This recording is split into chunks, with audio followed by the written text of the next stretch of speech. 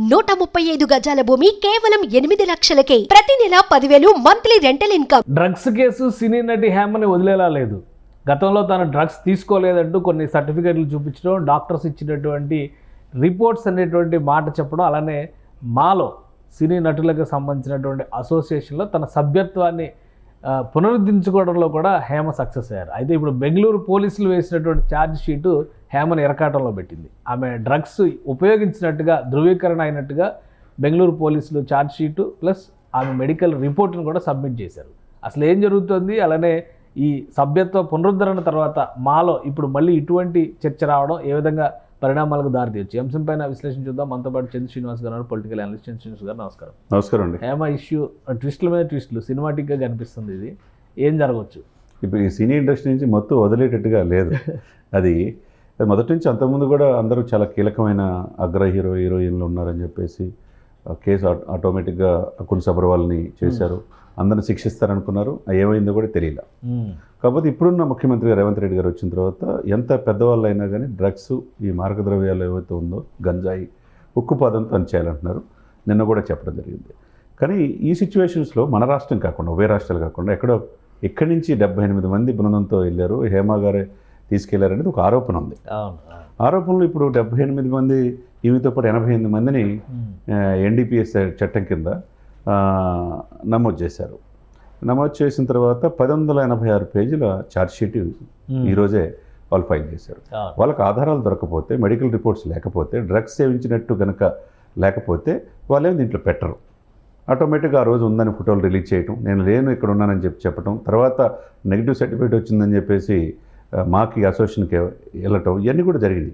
దాన్ని విష్ణు గారు కూడా స్పందించారు. తర్వాత మళ్ళీ ఆమెని పునరుద్ధరించారు అనుకుంటా. సరే, ఇప్పుడు దీనికి సమాధానం చెప్పాల్సింది. ఈ ఇష్యూ తర్వాత ఇరకాటంలో పడింది హేమ, మాన ఇరకాటంలో పడినట్టే. ఇప్పుడు హేమ మాని ఒప్పించిందా లేకపోతే విష్ణుని మెప్పించిందా అనేదే కావాలి ఇక్కడ. ఇప్పుడు విష్ణు గారు మా అధ్యక్షుడిగా దీనికి సమాధానం చెప్పాలా? ఇక మీద ఎవరు తప్పులు జరగకుండా. ఇప్పుడు బెంగళూరు పోలీసులు ఏమి, కర్ణాటక పోలీస్ వ్యవస్థ చాలా స్ట్రాంగ్. వాళ్ళకి లేకపోతే ఆధారం లేకపోతే సుదీర్ఘంగా విచారించి దీని వెనక 9 మంది దీన్ని ఆర్గనైజ్ చేస్తారు. ఆ 9 మంది వివిధ సెక్షన్ల కింద నమోదు చేశారు. డ్రగ్స్ సేవించిన వాటిలో 88 మందిలో ఈమె కూడా ఉంది అని ఛార్జ్ షీట్లో వాళ్ళు మెడికల్ సర్టిఫికేట్లు ధృవీకరించే. ఇప్పుడు ఆల్ సోషల్ మీడియా అంతా మీడియాలో వస్తుంది. మీడియాలో ఇంటర్వ్యూలు ఇస్తా, నేను ఏ పాపం ఎరగను, నేను డ్రగ్స్ తీసుకోలేదు, కావాలన్నా రిపోర్ట్స్ చూడండి, ఇట్లాంటివన్నీ చెప్పారు. ఓ రకంగా దానికి ఒక ఆన్సర్ లాగా ఛార్జ్ షీట్ వేసిందని మనం చూడాలి. అయితే కేసు ఎంక్వైరీలో ఉండగానే ఒక డెసిషన్ తీసుకోవడం, ఆమెను సస్పెండ్ చేయడం, మళ్ళీ ఆమె ఒక లెటర్ రాగానే దాన్ని వెనక్కి తీసుకోవడం, ఆ సస్పెన్షన్ని రివోక్ చేయడం, ఇవన్నీ చూస్తే మాలో కూడా ఒక క్లారిటీ లేదు, గందరగోళ స్థితిలో ఉందని చెప్పి అనుకోవచ్చు. అంతే కదా. ఇప్పుడు అదే సమయంలో రకుల్ ప్రీత్ సింగ్ బ్రదర్ దగ్గర దొరికింది. ఏం జరిగిందో తెలియదు. రకుల్ ప్రీత్ సింగ్ మీద ఆరోపణలు వచ్చినాయి. అంతకుముందు చాలా హీరోయిన్లు ఆరోపణలు వస్తున్నాయి.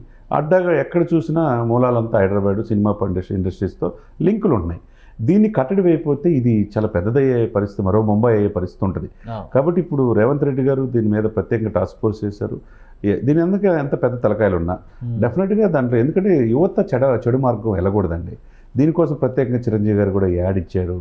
సినిమా నటులు కూడా ఎవరైనా కానీ ఈ డ్రగ్స్ దీనికి సంబంధించిన యువందే సినిమాలకు రాయితీలు ఇవ్వని చెప్పి బాహాటంగా చెప్పారు. రేవంత్ రెడ్డి గారు చాలా క్లియర్గా చెప్పారు. అక్కడ రాష్ట్రంలో కూడా అక్కడ పవన్ కళ్యాణ్ గారు, చంద్రబాబు జాయింట్ కమిటీ ఏర్పాటు చేశారు. మరి ఇంత జరుగుతున్నా ఇది ఈ యొక్క విశృంఖలం అంటారా, ఏమంటారు? ఈ వెస్టర్నైజేషన్ వెళ్ళి పబ్ కల్చరు, డ్రగ్ కల్చర్ ఏర్పడి సామాన్య మానవులకి ఇప్పుడు ఎంతవరకు ఉపయోగం సార్ ఇది? మళ్ళీ ఇంకోసారి హేమ విషయంలో మా సభ్యత్వాన్ని సస్పెన్షన్లో పెట్టే అవకాశం ఉందా, లేదంటే మళ్ళీ కేసు ఏమైందో తేలే వరకు వెయిట్ చేస్తారా? లేదండి, ఇప్పుడు ఆల్రెడీ ఛార్జ్ షీట్లో ఎప్పుడైతే పేరు వస్తుందో విత్ ఆధారాలతో సహా పోలీసులు పెడతారు. ఇప్పుడు తప్పకుండా చర్య తీసుకోవాల్సిందే. ఇప్పుడు ఆమెను ప్రస్తుతానికి ఇమీడియట్గా సస్పెండ్ చేయటమా? తొందరపాటు నిర్ణయం. అంతే కదా, ముందు వేయడము తొందరపాటు, తీయడము తొందరపాటు. అంతే కదా. ఇప్పుడు మళ్ళీ ఏం చెప్తారు సమాధానం? ఛార్జ్ షీట్లో పెట్టారంటే వాళ్ళ ఆధారాలు ఎందుకు పెట్టరు? దీని వెనక ఆమె హస్తం ఉందని చెప్పారు, దాంట్లో పాల్గొందని వాళ్ళ ఎవిడెన్స్, డాక్యుమెంటల్ ఎవిడెన్స్ అంటే వీడియోలు కూడా వచ్చి ఉంటాయి. ఇప్పుడు దానికి సమాధానం చెప్తారు. ఇప్పుడు మళ్ళీ ఆమెని మా నుంచి తొలగించాల్సిందే. ఇప్పుడు లేదు అనుకుంటానికి లేదు, ఇక్కడ ఆధారాలు చూపించారు. కానీ ఏదైనా కానీ మా అనేది చిన్న విషయాన్ని హేమ కూడా పెద్ద ఇష్యూ చేసి మీడియా అటెన్షన్ గ్రాప్ చేస్తున్నట్టుగా కనిపిస్తుంది. ఇది కూడా ఒక పాపులారిటీ ట్రిక్ కింద చూడాలా మనం.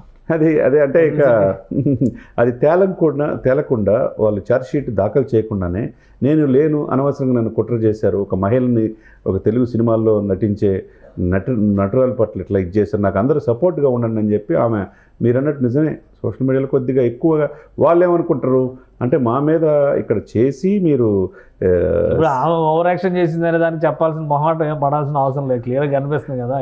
కేసు అదుపులో తీసుకుంటే అక్కడి నుంచే వీడియో రికార్డ్ చేసింది, కాదు ఇక్కడే ఉందని చెప్పి వాళ్ళకి ఫోటోలు రిలీజ్ అదే ఇక్కడ ఏంటంటే వాళ్ళు కూడా పోలీసులు కూడా చాలా ప్రెస్టేజ్గా తీసుకుంటారు. ఈ ఇరు రాష్ట్రాలు కాకుండా మనకి కర్ణాటకలో వచ్చి ఇక్కడ మీరు చేసి దీని వెనక ఇంత పెద్ద జరిగినప్పుడు పార్టీ జరిగినప్పుడు మీరు లేరు అని ఎట్లా ఆరోపిస్తారు? ఒక రకంగా పోలీస్ వ్యవస్థకే సవాలు. కాబట్టి వాళ్ళు సీరియస్గా తీసుకున్నారు ఈ కేసుని. ఆమె అలా వెళ్ళేదలికి వీళ్ళు అలా సీరియస్గా తీసుకుని ఎవిడెన్స్ చూపించారు, ఛార్జ్ షీట్ దాఖలు చేశారు. కాబట్టి చట్టం దృష్టిలో ఎవరైనా సమానలే. Right thank you. హేమ చేసినటువంటి కొన్ని తొందరపాటు చర్యలు ఆమె కొంప ముంచినట్టుగానే కనిపిస్తున్నాయి. ఎందుకంటే అరెస్ట్ అయినటువంటి సందర్భంలో తను అరెస్ట్ కాలేదంటూ ఒక వీడియో రిలీజ్ చేయడం, దానికి కౌంటర్గా బెంగళూరు పోలీసులు ఫోటోలు రిలీజ్ చేయడం, ఇవన్నీ చూసాం. దానికి తగ్గట్టుగా కూడా అదే తరహాలో తొందరపాటు నిర్ణయాలు, ఒకసారి సస్పెన్షను, మళ్ళీ ఒకసారి రివోక్ చేయడం.